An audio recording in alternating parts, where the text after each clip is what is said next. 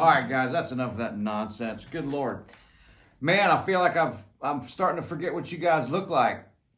It's been so long, man. It has been, and I know I sound like a broken record when I say this, but man, it has been the busiest time of my life in Nashville. I cannot remember ever working this this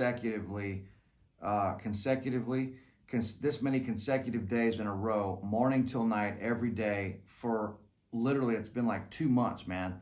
It seems like ever since we released that record on May the 1st, after all that work getting that together, which has been basically the past year or more, it just kept coming, man. We did the Oates induction ceremony with rehearsal days with Book and the band, and that was an amazing night of love and just honoring our good buddy John and for the BMI Troubadour Award. I swear to God, I'm going to put together a nice little compilation video of some of the highlights from the past couple months. Did an epic boat ride, sunset cruise with Jed and Tom and their kids and this whole thing, and then God, I've taught some clinics. I've been down to Artist Works and TrueFire. Did a whole new course with them. We did the 2 nights that sold out at 3rd and Lindsley. I did the King of the Hill soundtrack stuff, and we're booking more of that coming up in October. Man, it's just been one thing. We did Matt Rawlings backing tracks for his new piano course on Artist Works. I mean, it's been a bunch of parties and dinners and celebrations and just working our asses off, man. And dude, I am tired. And man, I have not had the energy to come up here and do a YouTube video. It's just been embarrassing. I'm so sorry, guys, that I've been MIA here lately. Meanwhile, Uncle Larry's doing a video every day and sometimes twice a day. I don't see how the guy does it, man. He's a machine. And so I actually have a couple little notes. I've got some cool guitar stuff I'm going to show you. I leave meeting with Ashley tomorrow to put the newsletter together. Today, I'm going to go out into the world of Nashville, and I'm going to do the acoustic guitar hunt. I'm on the hunt for a new mandolin and a new acoustic guitar, if not a few of them. And I want to hold out for a good one. I want to find a nice old Gibson, something I can use in the studio and whatever. But I'm going out to maybe run into Uncle Larry or somebody later and have a cold beer or something. But I'm going to go out and do the guitar hunt, acoustic guitar hunt. I've got some notes that I've prepared today. If you can believe that. But man, I have just been, I like when I come home, I'm going straight to bed and trying to get as much rest as humanly possible. I haven't been exercising. I haven't been eating that great. And it's just been work, making some good dough and all that shit. But man, I got to get back on my health program. You guys know it's an ebb and flow, right? Going to, Billy's in town, Gibbons. We're supposed to hook up at some point later as well. I need to call him when I get off the phone with you guys. And I'm going to the Blue Note with him at the end of January. We're doing 3 notes at the Blue Note in Honolulu. And he wants me to be the special guest on the last 3 songs of the night. And so we've got tuxedos. Billy bought me a nice tuxedo to play. He likes wearing tuxedos now on these gigs. And so that's going to be with Chris Layton on the drums from, the famed Stevie Ray Vaughan drummer. And that's just going to be another amazing thing. Hawaii is the only state in the union that I have not been to. So that's going to be one to check off the list. I've never met Chris Layton. That's going to be another one to check off the list. The list just keeps going. And so we're grateful. We're having a blast. I had a really nice, I swear to God, folks, I'm going to get into some guitar stuff. But I know a lot of you guys on here. So I want to share what's been going on lately and just kind of get caught back up. This is just a check-in session here, as well as I'm going to show you some cool little triad things that I've been teaching people lately. But had a great, well, first of all, it's been raining like hell here. We had that hurricane come through. Of course, it dissipates by the time it gets to Middle Tennessee, but we've had a shitload of rain. And I'm sure there's some flooding going on somewhere, but East Tennessee is catching hell. They've had a dam break, and there's all kinds of people over there that have been, just rocked by the severe flooding and around the Johnson City, Tri-Cities area. So if you're over there, I hope you're doing okay, and I hope your families are okay. My parents were on the Gulf Coast. I think they're fine. Didn't really hit right there. So anyway, I've been messing around today, finally getting some pedals out. The guys at Keeley are awesome, man. Robert Keeley and those guys, they're really great guys. and they heard me complaining about the Halo pedal and how many knobs and switches and stuff it had on there, which those pedals are incredible. But they made me a hillbilly version. This is the Hillbilly Halo. And this has 3 knobs. Look at these nice big knobs. I love this, man. It looks like an old compressor from the studio or something. But there's a tap, hold switch. There's an on and off. There's feedback, time, and level, saturation, whatever. And then there's the switch to get the cool ambient ping-ponging stuff that I was just doing a minute ago, which I'm no master at this. But check that out. I love this. I think they just made this for me, but maybe this is on the market. I have no idea. I'm so bad at all this gear stuff. But anyway, there's that. I did order a Benson amp. I was using a Benson amp in the studio, and I love it. It worked well with any kind of music, and it took pedals well. And I ordered one, the 15-watt reverb something Benson amp. Great guy, Chris Benson, making amps out in Portland, Oregon. I think that's where he is. Anyway, we're going to get into some of this cool Triad stuff. So, and I'm going to talk to you a little bit about amp stands and chairs and why sound men are such pains in the ass, and the guitar community that we have building here with Jed and Book and Jack Roosh and Rob McNelly and all our favorite cats. I told you about Oates, the Blue Note. The New York City Guitar Party is basically sold out. You might be able to find a couple tickets left there. Again, had a great dinner with Jed last night and his wife Allison. They're beautiful people in my long time. Me and Jed used to live in a house together with a couple other musicians. We had this big house on 12 South, and we all had our own apartments, but we were housemates but not roommates. So we had our own spaces, and me and Jed logged a lot of time running the streets back then, and in the 12 South area. We like to say that we pioneered that neighborhood, if that's even possible.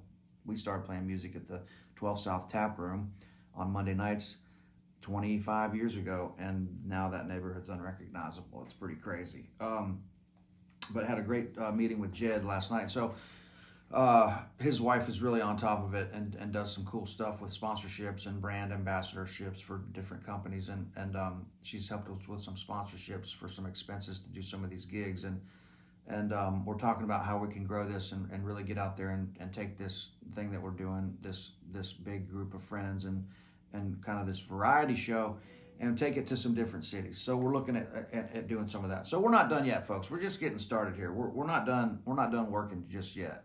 We're in our prime, baby, as Doc Holliday said, and Tombstone, which is such a great movie. Anyway, that's about it.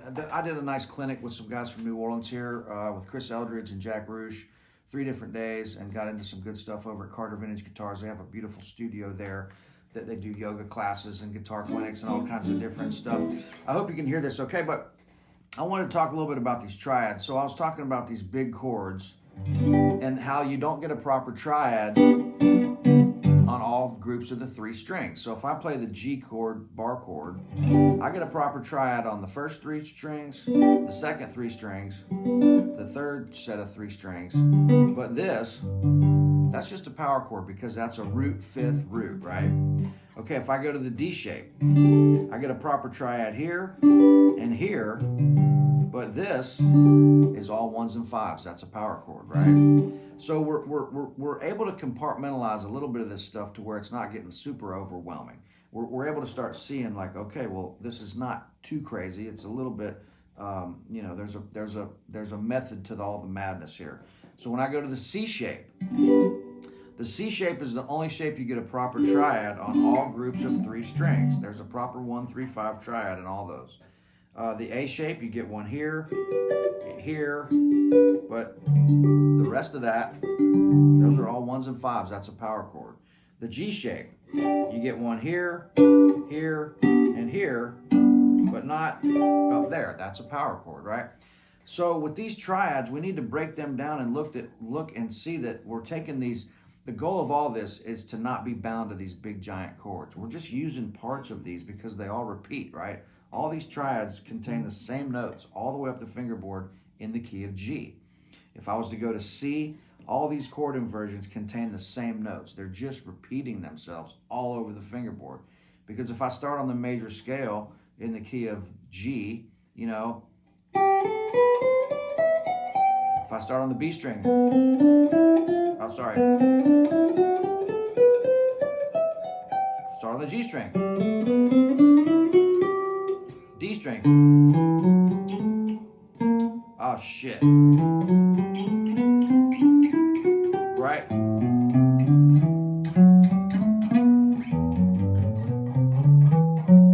There's a scale on every string. So it's just rearranging these notes everywhere, right?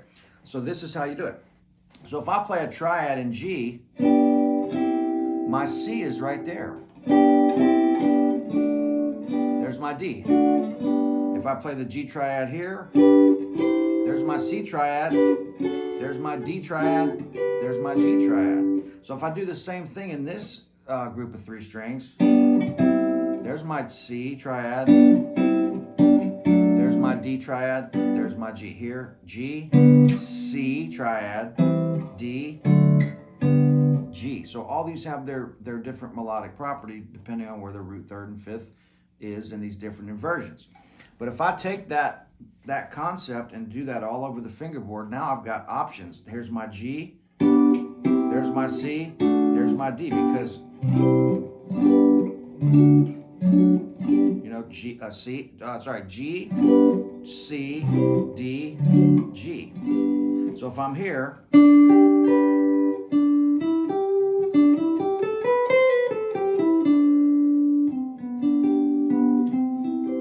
my C is right there. So G,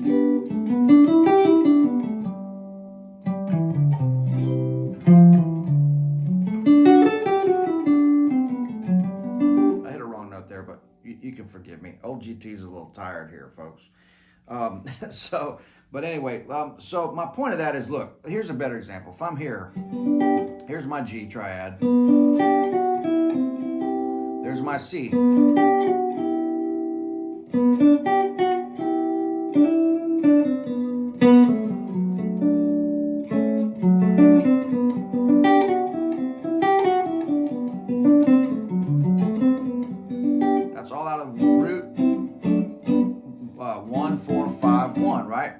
So even a better example of that would be if I want to go from G to C, watch how close this stuff is.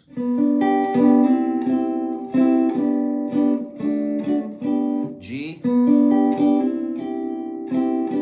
the 5th stays there, the G. Or sorry, the root of the root in G, G. Well, in the key of C, that becomes the 5th. You're seeing these recurring things.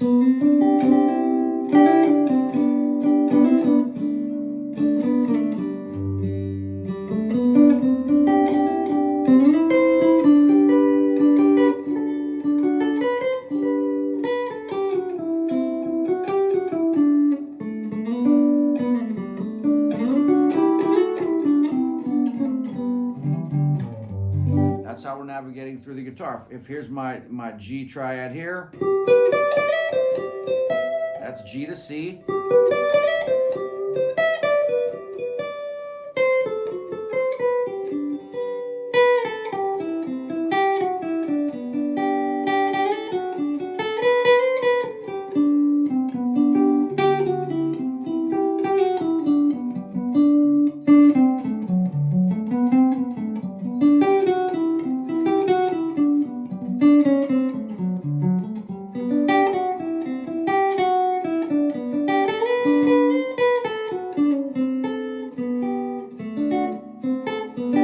A lot of stuff, but that's how you're starting to kind of break this stuff up. You got to really get out of the big chords and start looking at these chords broken down into their the sequence that I've been telling you about: chord, arpeggio, pentatonic, major scale.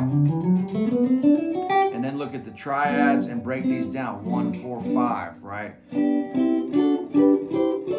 All the way up the fingerboard. And then you start picking these apart. And it's all about the hand position too. It's the hand position for this stuff is absolutely crucial. Crucial. Let me tell you something else that's crucial. I've heard this from some youngsters lately that they're going to these places in Nashville and playing these gigs, which I've played before. I've been in these rooms. I've dealt with this. They're going to the gig. They're taking their little Princeton reverb or their deluxe reverb, and the sound men are so consumed with the live stream that they're and this happens with video crews and sound men a lot. They start changing the nature of the way the band's set up, which is the performance is it's a musical performance first and foremost. But then when they start trying to put their camera equipment in there and they're dealing with the live stream, they start changing the way that the band's set up. And I, of course, will say, no, you need to build your thing around us, because this is the way that we are comfortable performing live to get, you know, the best quality musical performance out there, you know, to the audience, right? So it's about the music first, then build your camera stuff around that and do what you need to do to capture that performance. But don't come in and start blasting us with bright lights and throwing us all out of our element, you know, just because you need to get your shot. Well, that's great, but we need to be able to play music too. And so the sound man, the first thing they want to do is they want to come up and they want to tell you that you need to turn your amp facing that way, and they want you to put it on a chair and put it in the corner, or they want you to tilt it back or tilt it up, or use an amp stand, or they want you to like put a baffle in front of it, you know, the church baffle. And man, I'm sorry, but I don't do that. I'm not doing that. You know, the way that me and every other professional guitar player that I know, we have the amp sitting about 2 or 3 feet behind us, to where the treble develops 15 or 20 feet out in front of you. If you tilt that amp back or put it on a chair and tilt it right up at your ears, that's not the way to do it. You don't want to do that. You know, the treble is going to kill you, and your tone's not going to sound near as good as it is a little bit out farther in front of the amp. And so when you put it on a chair, you lose bass response. You put it right down on the floor, flat on the floor, back by the drummer. If here's the drummer, I like to put my amp right by the drummer. You've seen me at the Underdog. The amp is basically up under the drums. I mean, it's right next to the drums. The bass is right next to the drums. Get as close as you can together, and that's what's going to sound the best. If you're on a big stage, don't spread out all the way to the end. Get right here. If the drummer's on a riser, hopefully it's not any higher than that. You want the drums and everything to be really tight. That's the sound of a band and a performance. But the only amp stand I use is when I'm doing my Artist Works video exchanges. This is it.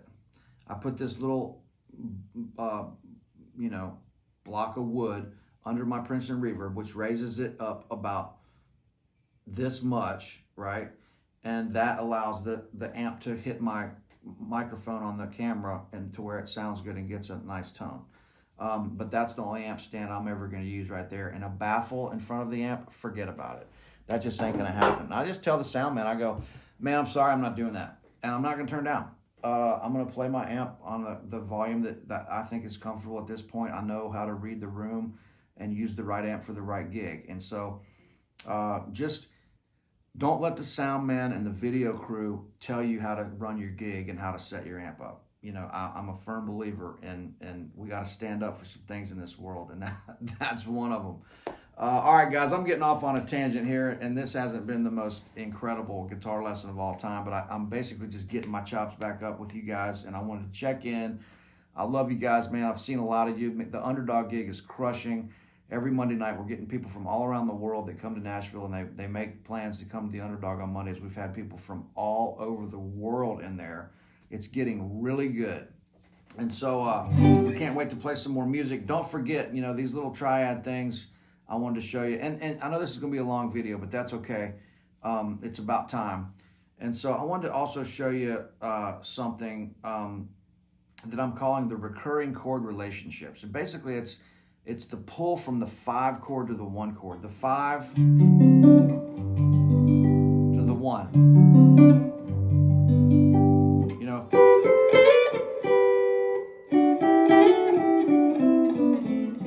You know.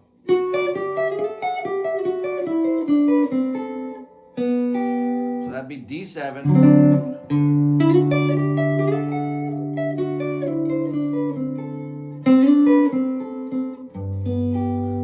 From the 5.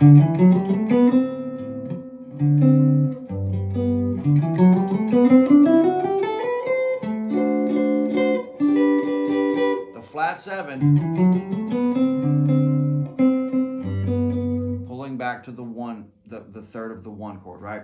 If you go to the 4, C7, the flat 7 of C7 is a half step away from resolving to the major third of the one chord. It's a half step away. That's where this good stuff is happening. And so to get back what I'm calling the recurring chord relationship, just one, you've heard me play this song at the Underdog a million times.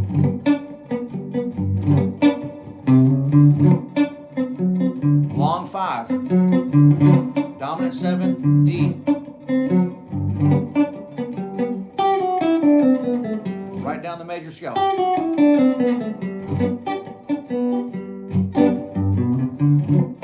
Watch, D dominant 7 scale.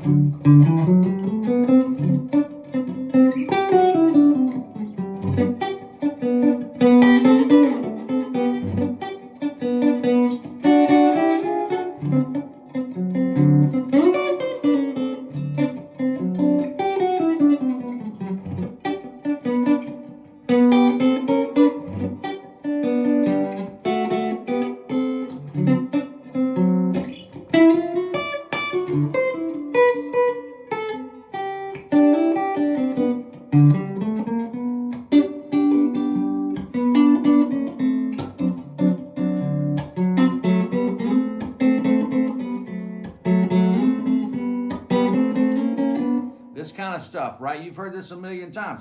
So the cool thing, and this is not perfect, by the way, trust me, but if I get here, you know, to the 5, we need to get into this.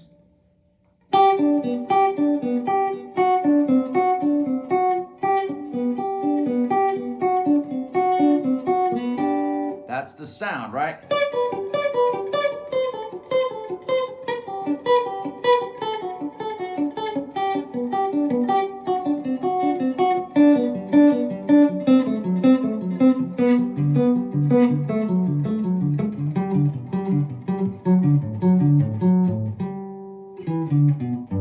That's all that is 1 to 5, 1 to 5, 1 to 5. Starting down here. A shape, G shape, C shape, A shape, E shape, C shape, D. Well, that's cool to do it linearly, but we also need to learn it vertically, like this.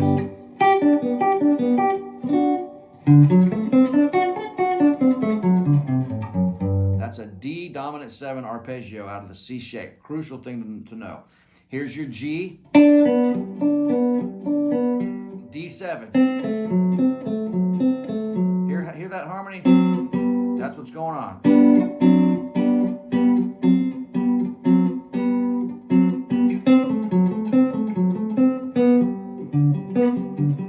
That little change. So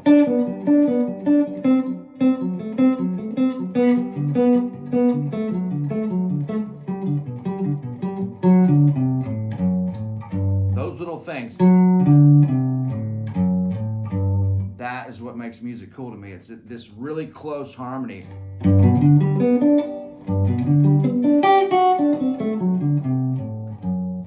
If I go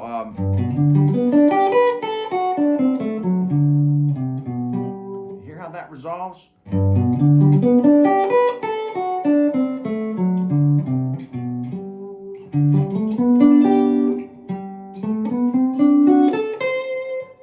You're chasing these melodies, but the phrasing has to stay intact as well. These are great little exercises.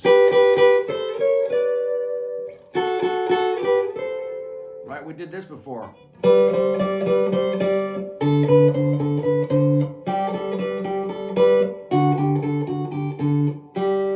Great little exercises for your ear training. If I'm doing a minor, say we're doing D minor to A7. So that's a 5-1 relationship as well in a minor key, right? So if you really want to blow your mind, you can do a A sharp diminish, or whatever that is, for the substitution of the 5 chord in a minor key.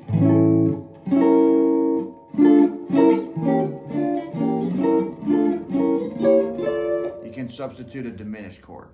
And that's why the minor scale they teach you in school, why that note works and why it doesn't in pop music. So there's that. But here's your recurring chord relationship arpeggios in a minor key, D minor to A7.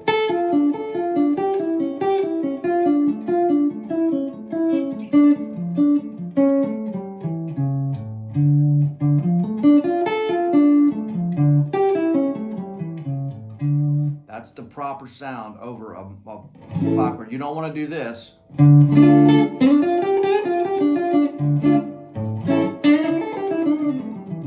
That's not going to work. You gotta.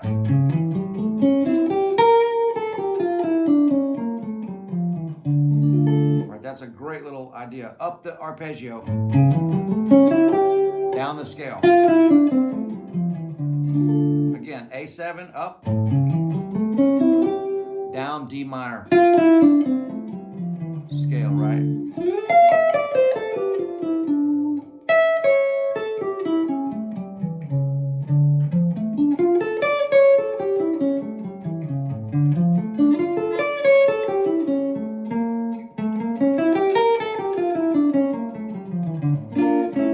Basically, it's that.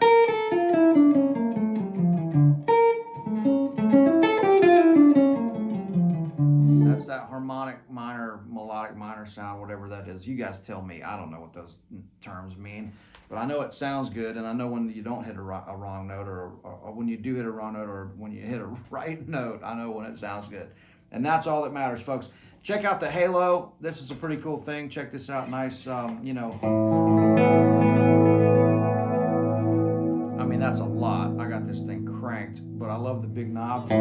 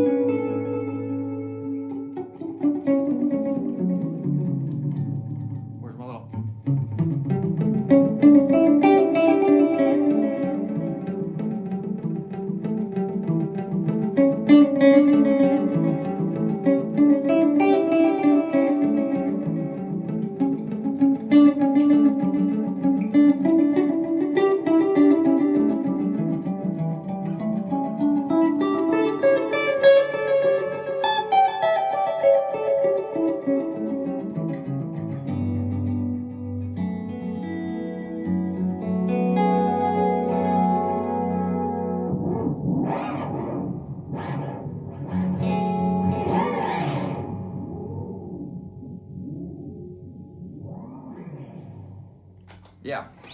All right, guys, I love y'all. Look, man, check the links below. Check all the stuff. We got to tell you that, you know, you check everything out that we're doing. Please follow us on Instagram. Subscribe to the Facebook channel if you haven't already.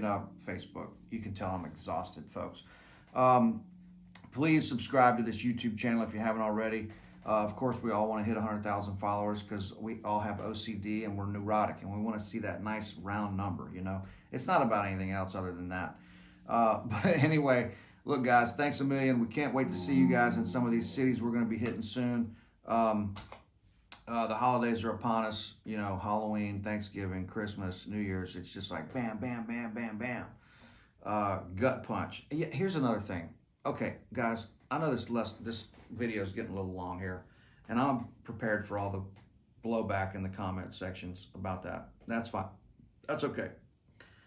Two things I want to tell you. Two of my biggest pet peeves on the planet, and I love everybody for the most part, except some Nashville drivers and some people around here. But for the most part, I love everybody. Here's the thing. This is the most disrespectful, rude thing that you can possibly do, and I see it all the time. And I have to say this at the beginning of any clinics or anything because it's such a common unawareness that is happening around the world of guitar. And it's when you're talking to somebody, and I've got some good friends of mine that do this, and eventually I'm going to have to tell them, but when you're talking to another human being and you have a guitar in your hands and somebody's sitting there and you're talking to them and you're going, yeah, man, man, we had a really fun weekend last weekend. We went to the lake and went fishing and we did some boating and stuff, and they're sitting there and while you're talking to them and telling your story, they're sitting there noodling on the guitar, and it's just like, man. And my buddy goes, really? He goes, that bothers you? And I said, yeah. I said, tell me a story. And he starts telling me a story, and I picked up a pen and a cup, and I started doing this while he was talking to me. He goes, what the fuck are you doing? And I was like, exactly. I said, that's the equivalent of noodling on the guitar when you're talking to another person. It drives me fucking insane. And I think it's one of the most disrespectful, rude things that you can possibly do to somebody. It's the equivalent of sitting there and having dinner with somebody and somebody looking at their phone on Instagram and being like, oh yeah, yeah, yeah, cool, okay. Dude, I would just get up and leave at that point. Here's the other thing that drives me crazy, and this is for humor, of course, but I will say this. It's not even October yet, and people are already dressing up in Halloween costumes, and they've got Halloween shit on their porch. And if you're one of these people, just don't hate me for saying this, but it is a little insane. It's like time's not going fast enough. Your life's not moving fast enough that you have to start celebrating Halloween a month and a half before it comes around. Now, if you have kids and they're super excited and all that stuff, of course, we understand that. But if you're a full-grown adult and you have to start celebrating Christmas, 3 weeks before Thanksgiving, can we just let one holiday get finished before we start celebrating the next one? It ruins it. It diminishes and waters down the holiday when you do that. Okay, that's enough ranting today, and I love you guys. Thanks so much for putting up with this and checking out these crazy channels me and my buddies have. Check out Jack Roosh, check out Jed Hughes, check out Uncle Larry, also known as Tom Bukovac.